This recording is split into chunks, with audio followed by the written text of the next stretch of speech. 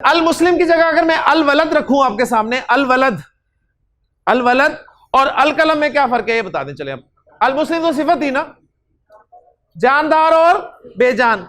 अल वलद जानदार है और अल कलम बेजान है, ठीक है। जानदार बेजान को आप खूब जानते हैं।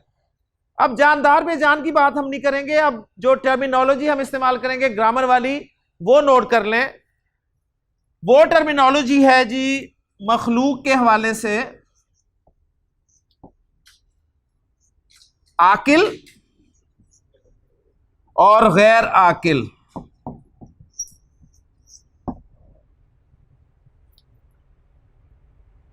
जितनी भी मखलूकात हैं ग्रामर वालों ने उनको दो किस्मों में तकसीम कर दिया।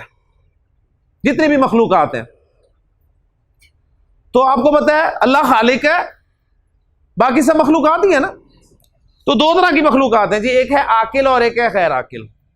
अब अपनी फलसफियाना और अपनी माहिराना आरा को छोड़कर सिर्फ हमने ये याद रखना है कि आकिल में सिर्फ तीन मखलूकात आएंगी जी, सिर्फ तीन मखलूकात। नंबर एक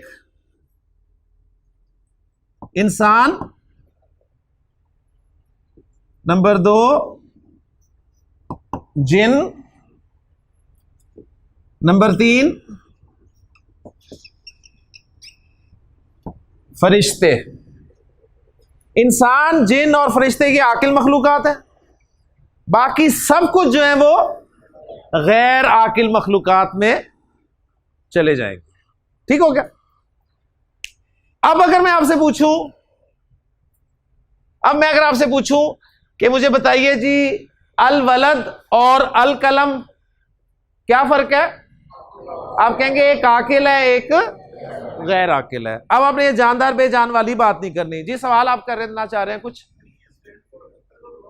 नहीं, मैंने इसलिए कहा ना, जब आप सोचेंगे ना तो वो बात और तरफ चली जाएगी।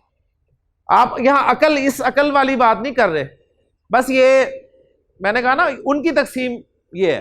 कलम गैर आकिल, पंखा, कुर्सी, इब्लीस आकिल, ठीक है। जिब्रील, क्लियर हो गया। दरवाजा, माशाल्लाह आकिल गैर आकिल का फर्क आपको पता चल गया।